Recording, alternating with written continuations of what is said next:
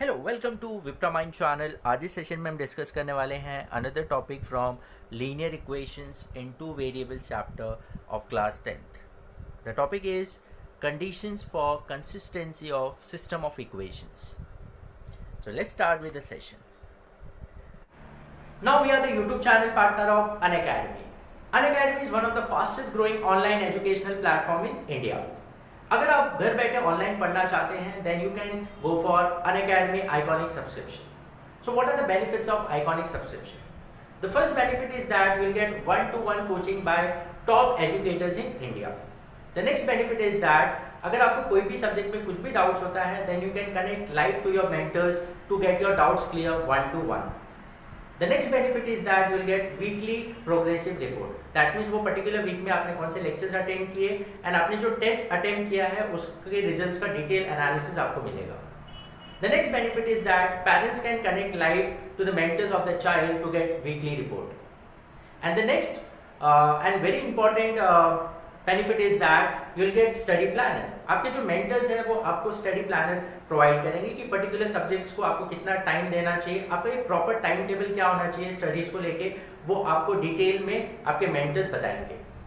And plus batches जो है that is the part of iconic subscription. So you will get all the benefits of plus batches if you are going for iconic subscription.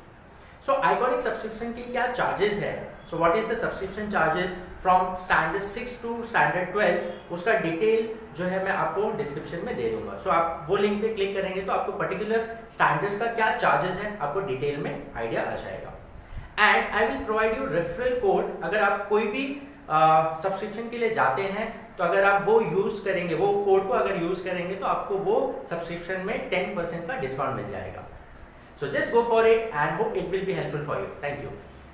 Suppose a1x plus b1y plus c1 equals to 0.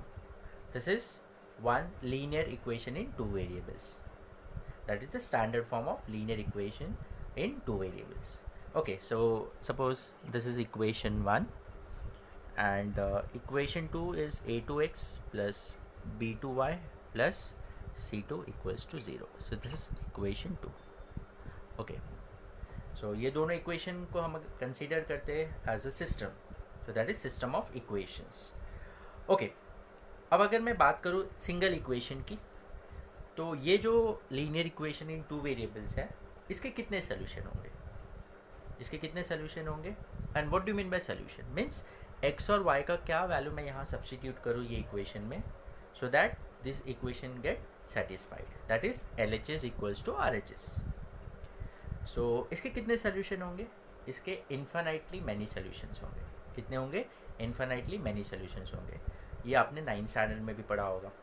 अब second equation जो है ये भी एक linear equation in two variables है, तो इसके कितने solution होंगे? इसके भी infinitely many solutions होंगे.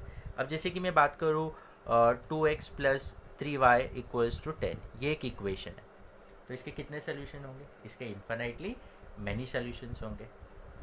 अंडरस्टूड? बट सारे x और y के वैल्यू इसको सेटिस्फाई नहीं करेंगे, but there will be infinitely many values that will going to satisfy this equation. Understood? तो हमने देखा कि इसके भी इन्फिनिटली मैनी सोल्यूशंस है, इसके भी इन्फिनिटली मैनी सोल्यूशंस है. बट अगर मैं बोलूँ ये सिस्टम ऑफ इक्वेशन जो है इसके कितने सोल्यूशंस हैं, इसके कितने सोल्यूशन मतलब इन दोनों के बीच में कितने कॉमन सोल्यूशंस हैं, कितने कॉमन है. इसके भी इन्फिनिटली मैनी है, इसके भी इन्फिनिटली मैनी है, बट क्या इन दोनों के बीच में कोई कॉमन सोल्यूशन है क्या? अगर है तो कितने हैं, या नहीं भी हो सकते हैं, ऐसा भी हो सकता है. तो उसके लिए क्या हम ये इक्वेशन को सॉल्व करें, ये इक्वेशन को सॉल्व करें और इसके सोल्यूशंस फाइंड आउट करें एंड जाके हम कंपेयर करें कि कितने कॉमन सोल्यूशन आ रहे हैं या नहीं आ रहे हैं. सो ये पॉसिबल तो है नहीं. अंडरस्टूड? क्योंकि दोनों के इन्फिनिटली मैनी सोल्यूशंस हैं. तो इसके लिए हमने कुछ कंडीशंस ऑब्जर्व किया कि ये एक पर्टिकुलर कंडीशन अगर फुलफ़िल हो रहा है तो उससे हमको पता चलता है कि इन दोनों के बीच में कॉमन सोल्यूशन होगा, या तो एक होगा, या तो इन्फिनिटली मैनी भी हो सकते हैं, या तो कोई भी सोल्यूशन नहीं होगा. तो इसके 3 कंडीशंस हमको मिले जो यहाँ पर हम अभी डिस्कस करने वाले हैं. So the first condition here is, अगर इक्वेशन 1 और इक्वेशन 2 को ये स्टैंडर्ड फॉर्म में अगर हम लिखते हैं और अगर हमको आ रहा है a1 by a2 is not equals to b1 by b2, अगर हमने a1 और a2 that is the coefficient of x in equation 1 and 2, उनका कोएफिशिएंट का रेशियो, और b1 b2 that is the coefficient of y in equation 1 and 2, उनका अगर हम ratio ले रहे हैं और अगर a1 by a2 is not equals to b1 by b2, तो हमने देखा ऐसे कंडीशन में या ऐसे टाइप का जो इक्वेशन है और ये कंडीशन जो फुलफिल कर रहा है, सो ऐसे में क्या हो रहा है, उनके बीच में क्या है, यूनिक सोल्यूशन है। यूनिक सोल्यूशन मतलब ओनली वन सोल्यूशन। क्या होगा, दोनों के बीच में एक ही कॉमन सोल्यूशन होगा। इसके भी इन्फिनाइटली है, इसके भी इन्फिनाइटली मैनी सोल्यूशन, बट दोनों के बीच में एक ही कॉमन सोल्यूशन होगा जो दोनों इक्वेशन को सेटिस्फाई करेगा। सो इसका क्या होगा, यूनिक सोल्यूशन होगा। Understood, that is one solution. Okay, अगर मैं इसका ग्राफ बना दो, इक्वेशन 1 का ग्राफ बना दो, फॉर एग्जांपल ये ऐसा है, और इक्वेशन 2 का अगर मैं ग्राफ बनाता हूँ तो ऐसा आ रहा है फॉर एग्जांपल। सो दोनों क्या करेंगे, एक पॉइंट पे इंटरसेक्ट करेंगे। So they will be intersecting lines at one point. Understood, तो ये एक पॉइंट पे इंटरसेक्ट करेंगे। अब देखो, जब हम लाइन ड्रॉ करें, मतलब अब देखो ये लाइन पे जितने भी पॉइंट्स हैं, ये पॉइंट ये पर, तो हर एक पॉइंट का x कोऑर्डिनेट और y कोऑर्डिनेट होगा। तो इसका मतलब वो x और y का वैल्यू अगर मैं फर्स्ट इक्वेशन में सब्स्टिट्यूट करूँगा तो वो इक्वेशन को सेटिस्फाई करेगा। मतलब इस पे जितने भी पॉइंट्स, अब कितने पॉइंट, ये लाइन है तो इन्फिनाइटली में एक्सटेंड कर सकते हो, तो इन्फिनाइट पॉइंट्स है, तो ये सारे पॉइंट्स के जो x और y वैल्यू होंगे वो मैं फर्स्ट इक्वेशन में सब्स्टिट्यूट करूँ तो वो उसको सेटिस्फाई करेगा। अंडरस्टूड। वैसे सेम ये जो सेकेंड इक्वेशन है उसका जो लाइन है, तो ये सारे पॉइंट्स क्या करेंगे, सेकेंड इक्वेशन में सब्स्टिट्यूट करो तो क्या करेंगे, उसको सेटिस्फाई करेंगे। बट हमने देखा यहाँ पर एक ऐसा पॉइंट है जो ये इक्वेशन जो है, ये लाइन और ये लाइन में कॉमन है, मतलब ये वाला जो पॉइंट है इसका x और y ये वाले इक्वेशन को भी सेटिस्फाई कर रहा है, ये वाले इक्वेशन को भी सेटिस्फाई, बिकॉज कॉमन पॉइंट है। सो मतलब this is the common solution for both the equations. Understood. तो अगर आपको पूछा गया कि इन दोनों इक्वेशंस का अगर हम ग्राफ बनाएंगे तो वो ग्राफ कैसा आएगा, they will be intersecting line at one point. Understood. अगर ये कंडीशन फुलफिल हो रहा है तो इंटरसेक्टिंग लाइन होगा, intersecting line at one point. Understood. And as a system अगर पूछा गया, सो ये जो एज अ सिस्टम होगा वो कंसिस्टेंट होगा। क्या होगा, it will be consistent. Consistent means what, that this system of equation will have one solution, that it will have unique solution. तो जब भी सिस्टम ऑफ इक्वेशन का कोई सोल्यूशन होता है तो उसको हम बोलते हैं कंसिस्टेंट। क्या बोलते हैं, the system of equations is consistent. Understood. तो या तो वो यूनिक सोल्यूशन हो, अब आगे हम देखेंगे तो इन्फिनिटली मैनी सोल्यूशंस हो, बट सोल्यूशन आ रहा है तो उसको हम बोलेंगे कंसिस्टेंट। अंडरस्टूड। ओके, सो इसके ऊपर जो आपको क्वेश्चंस या भी बोल सकते हैं कि find out whether it will have a unique solution, और या intersecting line at one point होगा कि कंसिस्टेंट होगा। तो ये कंडीशन अगर आपको मिलता है तो आप ये सारे कंडीशंस ये वाला जो भी पूछा गया आप बोल सकते हैं, that it will have a unique solution, it will be a intersecting line at one point and it will be consistent. Okay, अब सेकेंड कंडीशन इज अगर a1 by a2 is equals to b1 by b2 is equal to c1 by c2। अगर आपको ऐसा condition आ रहा है, अगर आपने ये कोएफिशिएंट्स का रेशियो और ये कांस्टेंट का रेशियो लिया और सब इक्वल आ रहा है रेशियो, तो ऐसे केस में क्या होता है, इन्फिनाइटली मैनी सोल्यूशन होता है, इन्फिनाइटली मैनी सोल्यूशंस। अंडरस्टूड। मतलब इसके जो सोल्यूशन होंगे वो सारे सोल्यूशन इक्वेशन 2 के भी होंगे। अंडरस्टूड। एक्चुअली देखा जाए तो दोनों इक्वेशन सेम ही होता है वो केस में। अब जैसे कि मैं बात करूँ 2x + 3y, जो मैंने अभी एग्जांपल लिया था, 2x + 3y = 10, अगर मैं इसको 3 से मल्टीप्लाई कर देता हूँ तो ये हो जाएगा क्या, 6x 9y = 30। मैंने क्या किया, इक्वेशन 1 को ही 3 से मल्टीप्लाई कर दिया, तो ये मुझे एक नया इक्वेशन मिला, जस्ट मॉडिफाई हो गया जो फर्स्ट इक्वेशन। बट देखा जाए तो दोनों का सोल्यूशन सेम ही होगा। अब देखो अगर मैं रेशियो लेता हूँ, देखो 2/6 मतलब 1/3, 3/9 that is 1/3, 10/30 that is also 1/3, तो 1/3 1/3 1/3 सब वैल्यू जो रेशियोज आ रहे हैं 1/3 1/3 1/3 आ रहे हैं। अंडरस्टूड। तो इसका सोल्यूशन, इसके जितने भी सोल्यूशंस होंगे जो x और y का वैल्यू इधर सब्सटीट्यूट करो, वही सेम x और y का वैल्यू यहाँ सब्सटीट्यूट करो, ये इक्वेशन भी सेटिस्फाई होगा, क्योंकि दोनों इक्वेशन सेम ही है। अगर मैं इसको 3 से मल्टीप्लाई, देखो ये आ गया, अगर यही इक्वेशन को मैं 3 से डिवाइड कर दूँ तो मुझे ये इक्वेशन वापस आ जाएगा। अंडरस्टूड। तो ऐसे इक्वेशन, जो ऐसे सिस्टम ऑफ इक्वेशंस होते हैं, तो उनके कितने सोल्यूशन होंगे? They will have infinitely many solutions. Understood. Okay, और इनका अगर हम ग्राफ बनाएं तो ग्राफ कैसा आएगा? सपोज ये फर्स्ट इक्वेशन का ग्राफ है, सेकेंड इक्वेशन का ग्राफ बनाओगे तो वही सेम लाइन आएगा। क्या आएगा? सेम लाइन मीन्स अब इसको ओवरलैप हो रहा है, तो सारे पॉइंट्स फर्स्ट और सेकेंड के सारे पॉइंट्स कॉमन ही है, ओवरलैप हो रहा है मतलब कॉमन ही हुआ, तो इसके जो भी सोल्यूशन है वो भी दूसरे के भी वही सेम सोल्यूशन है, सो ओवरलैपिंग होगा। अंडरस्टूड? हाँ, तो उसको हम क्या बोलेंगे? दे विल बी कोइंसिडेंट लाइन। क्या होगा? Coincident line. समझ में? तो उनका जो ग्राफ बनाएंगे तो वो जो लाइन आएगा that will be coincident, that is overlap, और again it will be consistent. ये जो सिस्टम ऑफ इक्वेशन होगा वो कंसिस्टेंट होगा। अगेन सोल्यूशन आ रहा है ना, दोनों के बीच में क्या है? सोल्यूशन तो है, that is infinitely many solution है। अंडरस्टूड? तो अगेन इट इज कंसिस्टेंट। एक भी सोल्यूशन होगा then also it is consistent, और इन्फिनाइटली मैनी होगा तो then also it is a consistent, that system of equation is consistent. Understood? okay, now we'll see the third condition. Third condition is a1 by a2 is equals to b1 by b2 is not equals to c1 by c2. अब अगर आपको ऐसे conditions आ रहे हैं, ऐसे condition आ रहा है जब इक्वेशन 1 और 2 दिया है और आपने रेशियो लिया, तो ये ऐसा कंडीशन आ रहा है कि a1 by a2 is equals to b1 by b2 is not equals to c1 by c2, तो ऐसे केस में क्या होता है? They will have no solutions, no solutions. Understood? कोई भी कॉमन सॉल्यूशन नहीं होगा। इसके जो इन्फिनाइटली मैनी सॉल्यूशन है वो अलग होंगे, इसके इन्फिनाइटली मैनी सॉल्यूशन जो होंगे वो अलग होंगे, दोनों में कोई भी कॉमन सॉल्यूशन नहीं होगा, that will be no common solution. और इनका अगर हम ग्राफ बनाते हैं तो क्या होगा? सपोज एक का ग्राफ ये है, फर्स्ट इक्वेशन का ग्राफ ये है, तो सेकेंड इक्वेशन का ग्राफ ऐसा आएगा, तो they will be parallel to each other. क्या होंगे? पैरेलल होंगे। तो पैरेलल है मतलब they will not going to intersect each other, तो इसका मतलब कोई कॉमन पॉइंट है, इसके सारे अलग पॉइंट्स है, इसके भी सारे अलग पॉइंट्स है, दोनों के बीच में कोई भी कॉमन पॉइंट नहीं है, so that means they will not have any common solution. Understood? Okay, so no common solution and line क्या होगा? पैरेलल होगा।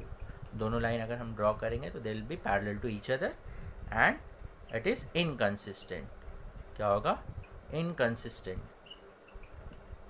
इनकंसिस्टेंट मीन्स कोई भी कॉमन सोल्यूशन नहीं है, दोनों के बीच में कोई भी सोल्यूशन नहीं है, so that is system of equations is inconsistent.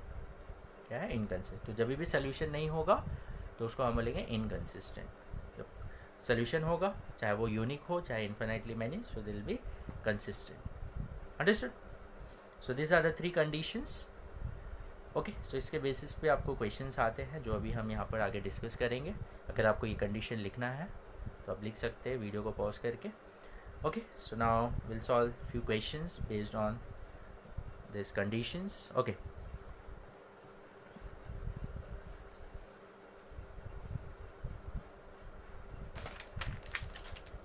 सो ये द फर्स्ट क्वेश्चन इज, थोड़ा जूम कर लेता हूँ। ओके, यहाँ पर क्या दिया है? In each of the following system of equations determine whether the system has unique solution, no solution और infinitely many solutions. Okay, so जो हमने अभी कंडीशन देखा वो कंडीशन के बेसिस पे हम डिसाइड कर सकते हैं कि ये जो सिस्टम ऑफ इक्वेशंस दिया है, सो उनके बीच में या यूनिक सोल्यूशन होगा या नो सोल्यूशन होगा या तो इन्फिनाइटली मैनी सोल्यूशन होगा। Okay, so will find out. So first यहाँ पर जो सिस्टम ऑफ इक्वेशन है that is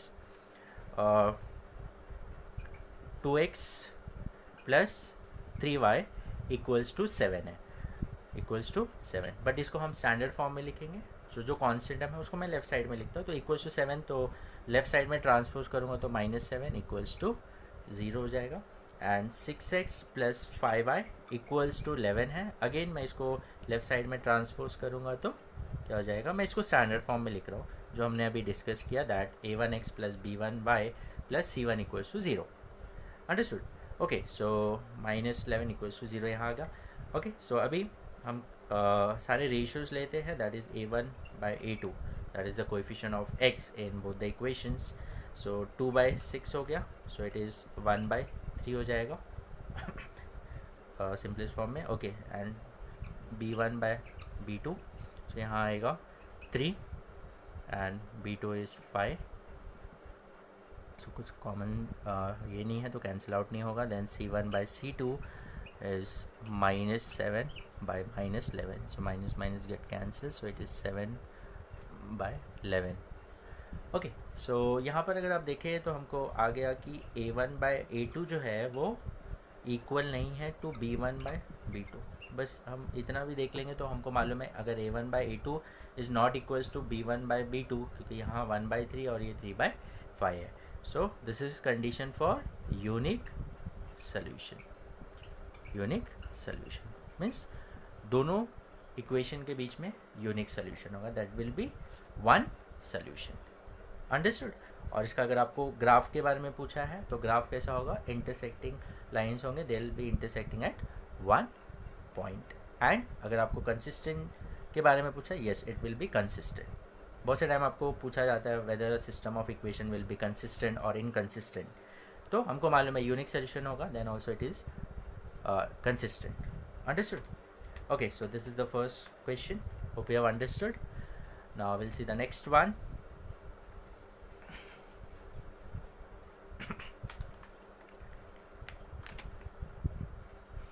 Next is 6x plus 5y equals to 11 है, तो मैं उसको यहाँ ट्रांसपोज करूँगा तो -11 equals to 0। Then 9x plus 15/2y equals to 21 है, तो 21 को मैं यहाँ ट्रांसफर तो -21 हो गया।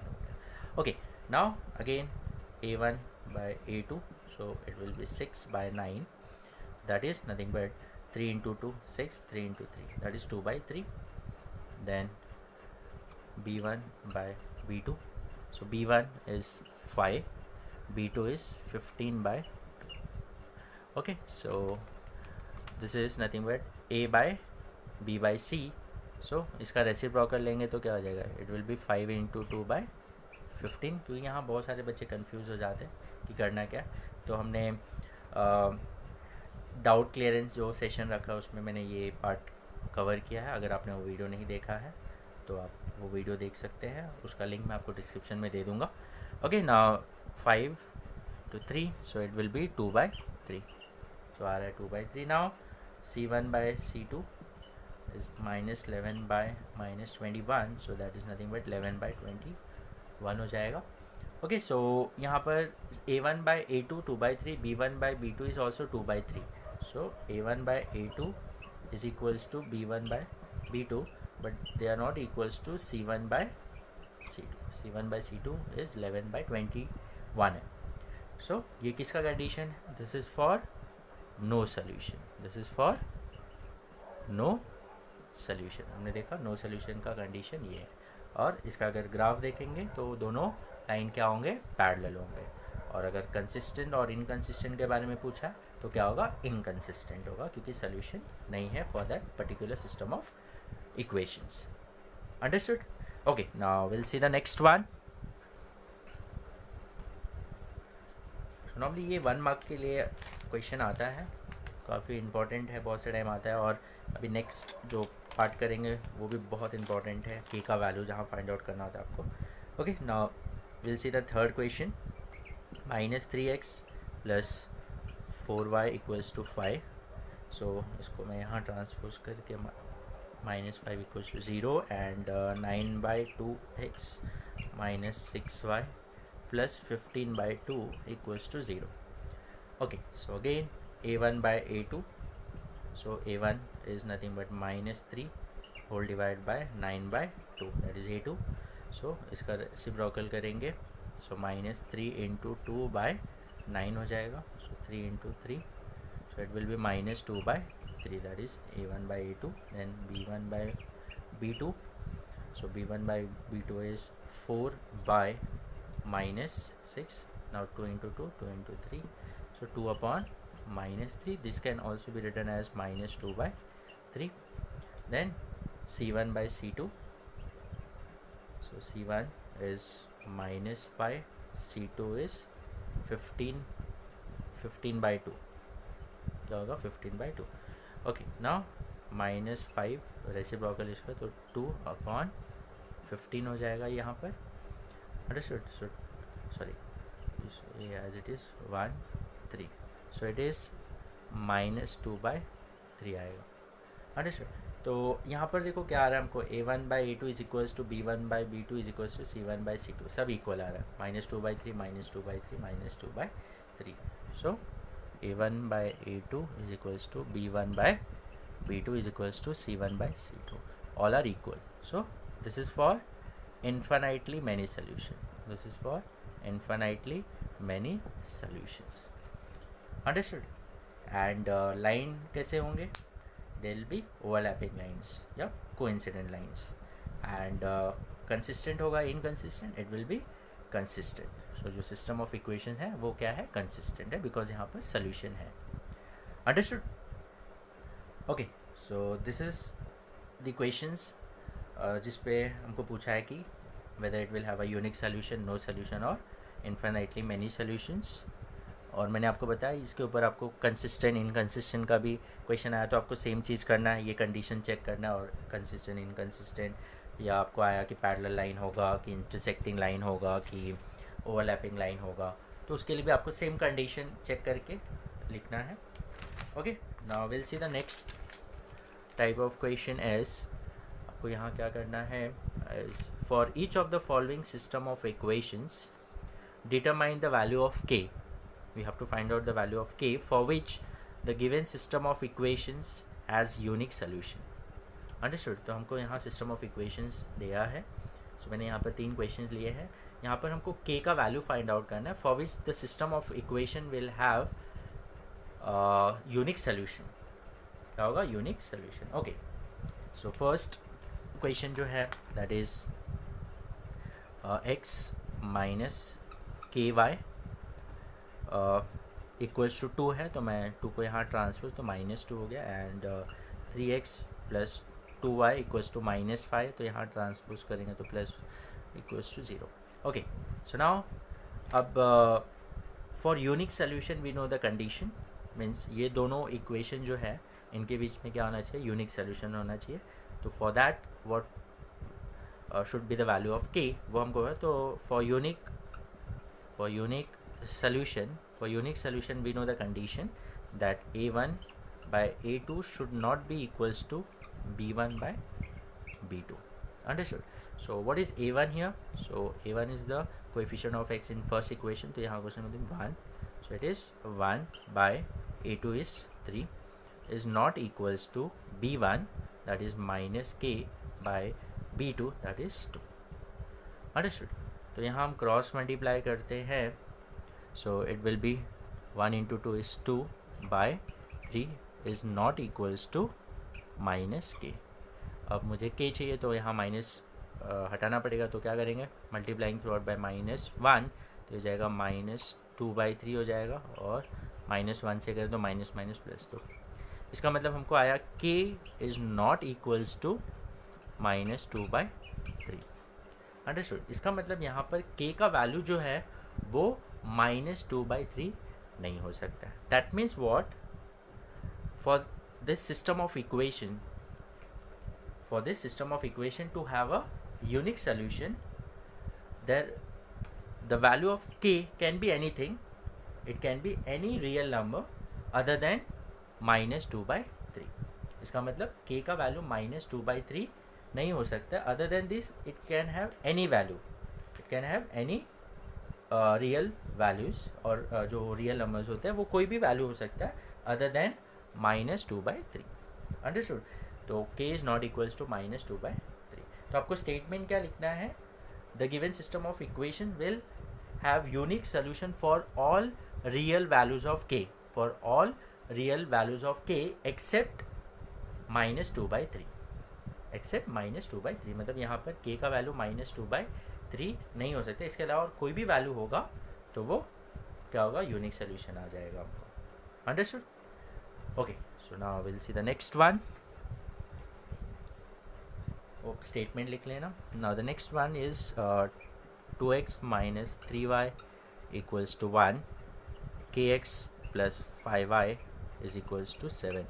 ओके, सो ट्रांसपोज करेंगे तो -1 इक्वल्स टू 0, यहाँ पर भी -7 equals to 0.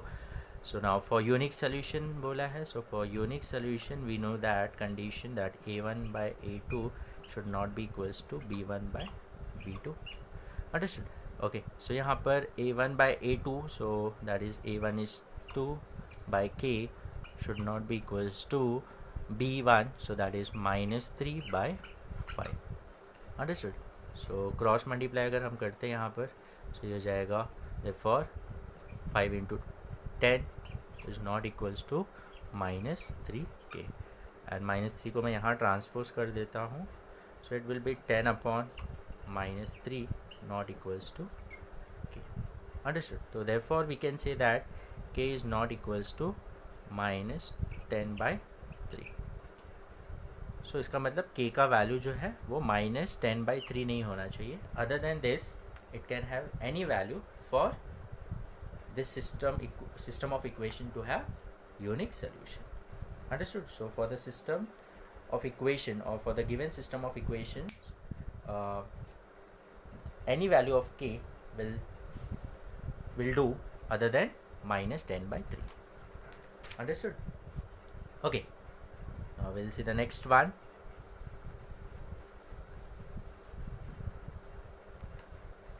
Now the last one, it is 2x plus 3y minus 5 equals to 0, kx minus 6y minus 8 equals to 0. Hope सबको समझ में आ रहा है. अगर आपको कुछ भी डाउट आ रहा है कोई भी पॉइंट में, कोई भी स्टेप में, तो आप मुझे कमेंट सेक्शन में बता सकते हैं. तो अगर ज़्यादा प्रॉब्लम होगा तो मैं उसके ऊपर अलग वीडियो बना दूंगा. अगर छोटा मोटा डाउट है तो मैं आपको कमेंट सेक्शन में ही एक्सप्लेन कर दूंगा. ओके, सो नाउ यहाँ पर again for unique solution the condition should be a1/a2 should not be equals to b1/b2. So a1/a2, so a1 is 2, a2 is k, should not be equals to 3/-6. Okay, so 3 into 1, 3 into 2, so it will be nothing but 2/k is not equals to 1/-2. 1/-2. Okay, so now cross multiply तो it will be nothing but -4 is not equals to k, that is nothing but k is not equals to -4. Understood? So इसका मतलब k का value -4 नहीं हो सकता. So there can be any other value other than -4. So the given system of equation will have unique solution for all real values of k other than और except -4. This is the statement that you have to write. Okay, hope you have understood. So यहाँ पर मैंने जो अभी question लिया that is for unique solution. तो आपको ऐसे for infinitely many solution, for no solutions के लिए भी आपको k का वैल्यू फाइंड आउट करने आ सकता है. तो उसके ऊपर जो बेस्ड क्वेश्चंस होंगे वो हम नेक्स्ट सेशन में डिस्कस करेंगे. इसके ऊपर हम और एक वीडियो बनाएंगे जिसके ऊपर नॉर्मली ये जो क्वेश्चंस आते हैं कंडीशंस फॉर कंसिस्टेंसी के ऊपर जो क्वेश्चंस आते हैं उसके ऊपर हम एक और वीडियो बनाएंगे जिसमें हम इन्फिनाइटली मैनी सोल्यूशंस और नो सोल्यूशंस के जो क्वेश्चंस होते हैं वो भी डिस्कस करेंगे. Hope you have understood. So will meet in the next session. Till then take care. Bye bye.